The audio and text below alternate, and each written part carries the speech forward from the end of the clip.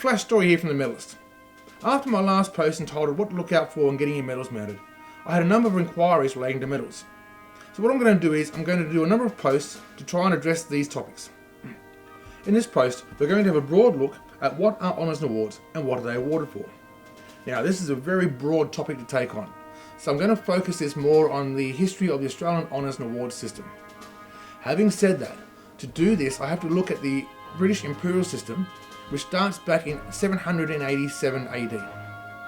So if you're a part of the old empire, or now the Commonwealth, this is also the history of your medal system, up until 1975 when Australia created their own system.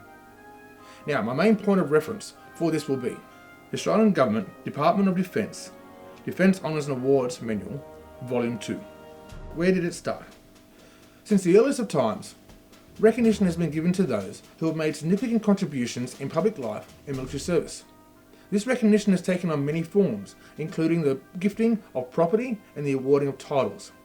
And this has varied depending on the rank and social standing of the individual. The value of recognising service for awarding medals has long been understood. Napoleon, for example, is credited with saying, "Give me enough ribbon or medals, and I will conquer the world." To the present day, medals are keenly sought after and highly regarded. What are honours and awards?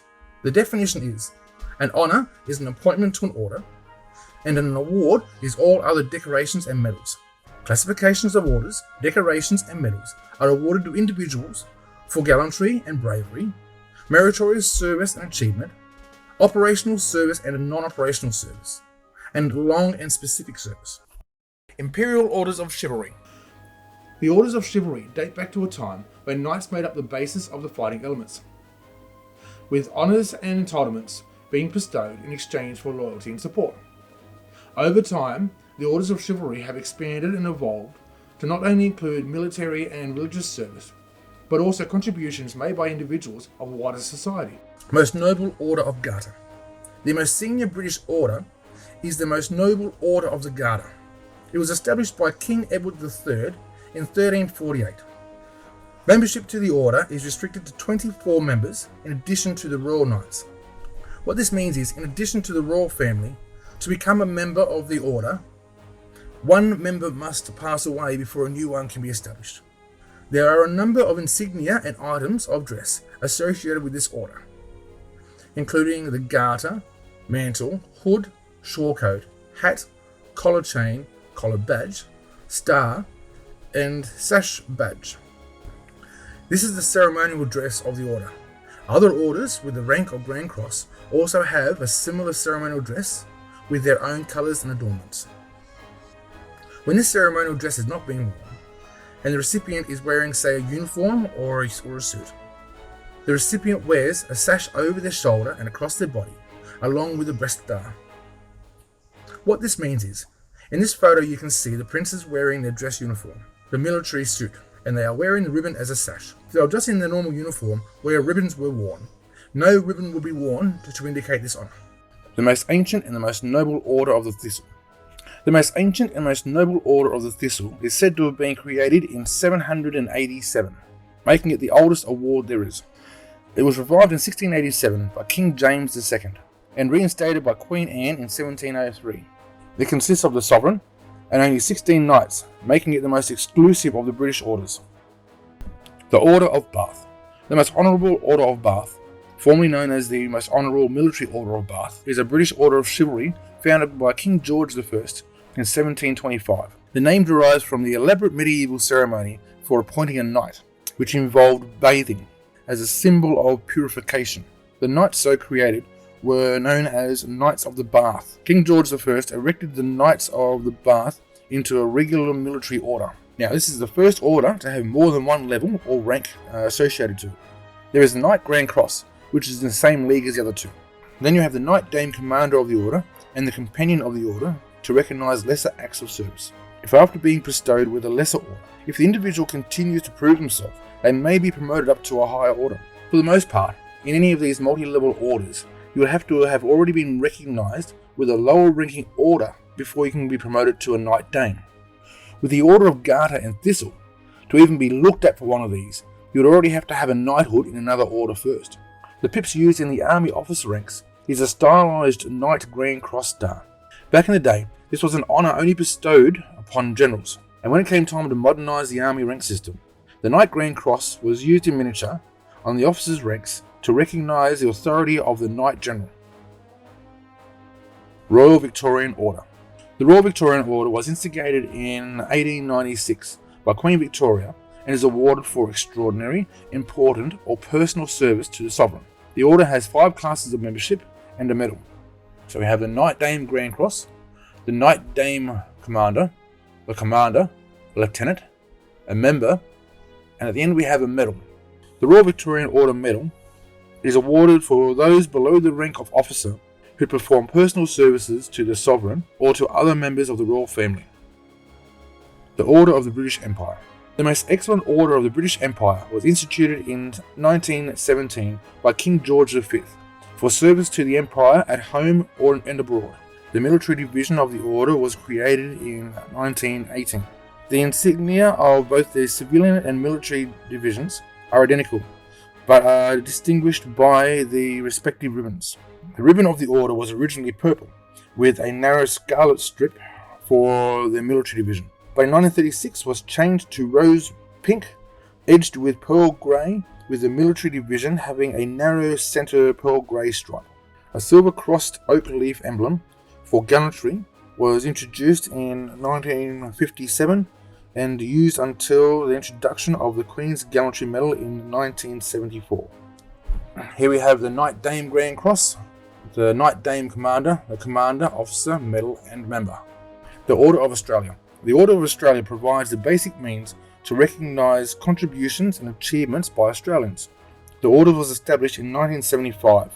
The Order of Australia was intended to replace the range of awards previously available under the Imperial system, and to this end was originally instigated in 3 grades: Commander, Officer and Member, which were to be awarded in accordance to the level of achievement. Later, changes saw a grade of knighthood briefly established and the introduction of the Medal of the Order to extend the scope of recognition available within the Order. In common with a number of Imperial Orders, the General Division and Military Division were established within the Australian Order. The insignia of the Order is a single flower of wattle in the form of a convex disc. This insignia provides the basic design for the insignia of all the grades of the Order and the Medal of the Order. There is no distinction between the insignia of the General Military Division, except for the ribbon, where the Military Division will have a gold stripe on either side. Prior to 1815, medals for bravery and campaign service were only awarded to senior ranking officers. The Navy Gold Medal was awarded to flag officers, admirals, commanders and captains of the fleet, and the Army Gold Medal was also known as the Peninsular Gold Medal, with its accompanying cross awarded to field and general officers. Were the British Campaign Medals awarded in recognition of successful command in campaigns. It was not a general medal, since it was issued only to officers with a status of no less than battalion commander or equivalent. In 1815, the Duke of Wellington wrote to the Secretary of State of War, stating, "I recommend that we shall all have the same medal, hung on the same ribbon as that now used with the medal." Early in the 19th century, European countries began to issue medals to recognise campaign service. The first British medal for campaign service awarded to all ranks was the Waterloo Medal, established in 1815. After agitations from veterans of earlier campaigns, the British government introduced the Navy General Service Medal and the Military General Service Medal in 1848. Eligibility for these medals was backdated to 1793, and they were issued to surviving veterans. These medals, together with the existing orders of chivalry, constituted the British, or as it is more commonly known, the Imperial system of honours and awards. Australia used the Imperial system until the introduction of the Australian system in 1975. The British did not issue an award for gallantry or distinguished service until 1855, when the Distinguished Conduct Medal was introduced. Originally intended to recognise acts of gallantry, it was extended to individual acts of distinguished conduct in the field in any part of the world. And that brings us to our next category: decorations. Decorations are medals that are awarded to recognise gallantry and valour, acts of bravery, distinguished service, and devotion to duty. These awards are very rare and seldomly awarded. In some militaries, like the US, a commanding officer can see fit to award a decoration to an individual for their actions. Under the Commonwealth system, a commanding officer can only nominate an individual for their actions to the Honours and Award system. From there, the Honours and Award system will take years to decide whether or not the actions of the individual warrant a decoration, and what decoration best suits that action. When we think of decorations, the one that comes to mind for most people is the Victoria Cross. It ranks as the highest decoration in the world. Now, other countries have their own decorations to cover the same acts of bravery, like the Medal of Honor. But what makes the Victoria Cross rank so high is the extraordinary circumstances and actions that the individual has to do to be bestowed the medal. Oh, and one thing, you can't win the Victoria Cross or any of these decorations. It's not a competition. You can't go out and compete for it to win it. These decorations of the Victoria Cross, they are bestowed upon the individual, and the individual is a recipient of them. Okay, let's get started. In 1856, the Victoria Cross was instituted by Queen Victoria to recognise the highest acts of gallantry. It remains the principal gallantry award, and it is the only award from the Imperial system to be retained in the Australian system as the Victoria Cross of Australia. The Victoria Cross is a preeminent award for valour in the world and ranks above all others due to the highest criteria for awarding. It doesn't matter what other awards, including the highest knighthoods you have, the VC will always come first. The Victoria Cross is awarded to a person who, in the presence of the enemy, displays the most conspicuous gallantry, or daring, or preeminent acts of valour, or self-sacrifice. You must be under accurate incoming fire with a 90% chance or over of dying. Your actions have to have changed the course of the battle. Okay, let me explain what accurate incoming fire is. Accurate incoming fire is one round or one bullet within 1 metre of you every 1 second. The medal is made out of the bronze of Chinese-made cannons, captured from the Russians in the Crimean War in 1854. This medal was used to recognise all the lives lost, capturing the cannons, and the bravery shown. The medal is in the shape of a cross petty. In the centre is the King Edward's crown with a lion guardian on top. Below the crown is a banner with the word "For Valour" inscribed on it. The cross is suspended by a seraph V attached to a bar decorated with laurel leaves. On the back is engraved the recipient's name, rank, number, and the date of the action of which it was awarded. The medal is suspended from a crimson ribbon. This is the colour of old blood representing loss of life. If a second Victoria Cross is awarded to the same person, a bar decorated with laurel leaves is worn in the middle of the ribbon. With all these decorations, if a second of the same medal is awarded, a bar is issued to the medal. When the Victoria Cross was first awarded, running over the trenches under fire and dragging in a wounded soldier was enough to get you recommended for it. But over time, additional medals have been introduced to the Imperial system to cover lesser acts, and the criteria for the Victoria Cross has been raised. Each service has their own sequence of awards to recognise their unique roles. Navy Gallantry Awards. The Victoria Cross is always the top of each service's order of decorations. The Distinguished Service Order is also awarded to all three services. The Distinguished Service Order was instituted in 1886. It was introduced to allow recognition of acts of outstanding gallantry by junior officers that were not of a level significant to warrant the awarding of the Victoria Cross. Also, these officers were not entitled to the Companion of Bath. DSO was also given the unfortunate nickname of the VC Fail. Originally awarded for acts of gallantry, the wording in the warrant provides for meritorious and distinguished service in war. This is where we start to see the divergence between the awards given to officers and enlisted members. Apart from the Victoria Cross that is awarded to all ranks, with other decorations for the same act, officers receive crosses and other ranks receive medals. For the sailors or Royal Marine other ranks, the Conspicuous Gallantry Medal was the next level down from the Victoria Cross for gallantry in the face of the enemy. The Distinguished Service Cross was the next level down from the Distinguished Service Order for officers. And the Distinguished Service Medal is the equivalent for ORs. And at the end is a mention for dispatches. The way a person is nominated for a decoration is their OC or CO would add a report of their actions or service to the dispatches that are sent to headquarters. If their acts weren't deemed worthy of an award, they would be awarded a mention in dispatches, and it would be worn on the campaign medal. Army Gallantry Awards. The Army starts off with the VC and DSO. The Distinguished Conduct Medal was gazetted at the same time as the Victoria Cross, and is the next level down to it for soldiers and sergeants. The Military Cross is the next level down from the Distinguished Service Order, for gallantry and distinguished service in action of officers of the rank of Major to Warrant Officer. And the Military Medal is for all ranks below that. And at the end we have the mention in dispatches. With the Air Force, like with the other two services, we start with the Victoria Cross and the Distinguished Service Order. But here there are 4 decorations for acts of valour, courage, and devotion to duty while flying that did not qualify for the Victoria Cross or Distinguished Service Order. The Distinguished Flying Cross is awarded to officers and warrant officers, and the Distinguished Flying Medal to lower ranks for flying in active duty against the enemy.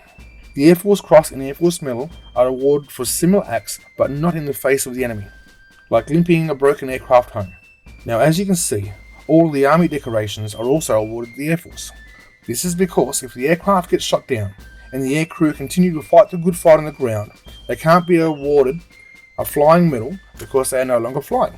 So they are awarded the decoration for ground fighting. Here is an example of this. Billy Bishop was a Canadian pilot during World War I. As you can see here, he's been awarded the Victoria Cross, the Distinguished Service Order with bar, the Military Cross, the Distinguished Flying Cross, mentioned in dispatches, and the Companion of Bath. The Imperial system became very complex, with duplications of eligibility criteria, and it was very rank-based. It's interesting to note that changes to the Imperial system came into place in 1993, which made the whole thing very more streamlined and equitable. In 1975, the Australian government introduced a uniquely Australian honours and awards system, hereby ending the awarding of Imperial awards to Australians. However, the monarch still remains the sovereign of Australia, and all designs of all medals still have to be approved by the Queen. In this system, there is no difference between service or rank. The Australian Gallantry Awards are for acts of valour and gallantry in the face of the enemy.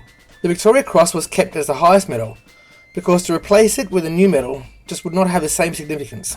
The New Zealand and Canadian Honours and Awards also kept the Victoria Cross when they created their own system. Then below the Victoria Cross there is a Star of Gallantry, the Medal of Gallantry, and the Commendation for Gallantry. There is also the Unit Citation for Gallantry.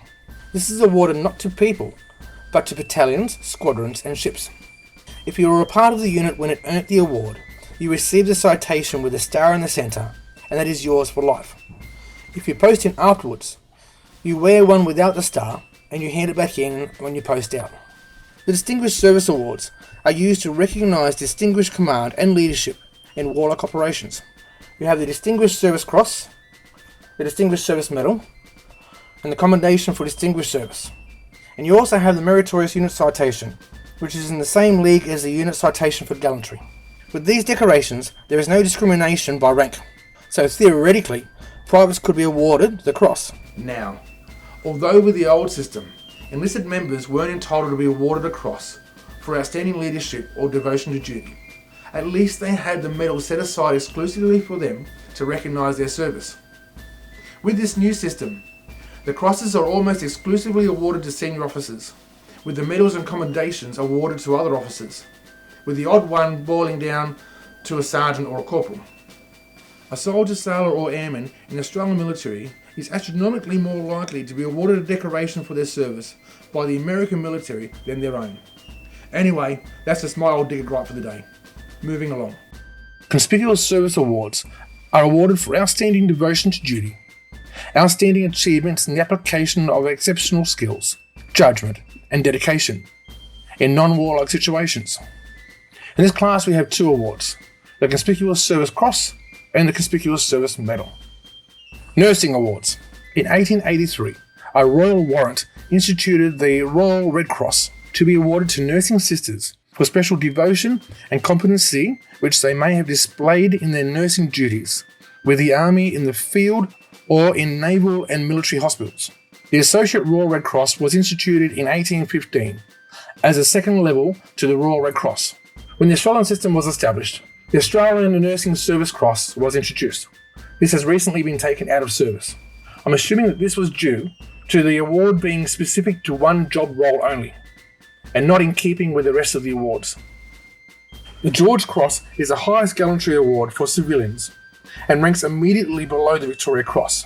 It was instigated in 1840 by King George VI as a result of the number of acts of gallantry performed by civilians during the German attack on the United Kingdom. While it was originally intended for acts of gallantry arising from enemy actions, it could also be awarded for brave actions and could be awarded posthumously. The George Medal was introduced at the same time to recognise lesser deeds. The award is primarily designed for civilians, but it may be awarded to serving personnel for actions of which the award of military honours is not appropriate. So an example of this is, say you're in operation, but you're not in the face of the enemy, and say a house fire or a car accident happens near you and you save somebody. Because it's not in the face of the enemy, a military award wouldn't cover it, but a civilian award does. Prior to this, to recognise civilian acts of bravery, you had the Albert Medals, established in 1866, and the Edward Medal, established in 1907. And in more recent times, you had the establishment of the Queen's Gallantry Medal in 1974. The Cross of Valour, Star of Courage, Bravery Medal, Commendation for Brave Conduct, and the Group Citation replaced the existing Imperial Awards when the Australian system was introduced in 1975. These are awarded for non-combat acts of courage performed by any member of the community. The Cross of Valour replaces the George Cross and ranks as the second highest award, coming just under the Victoria Cross. In the last 40 years since its creation, there has only been 5 of these awarded.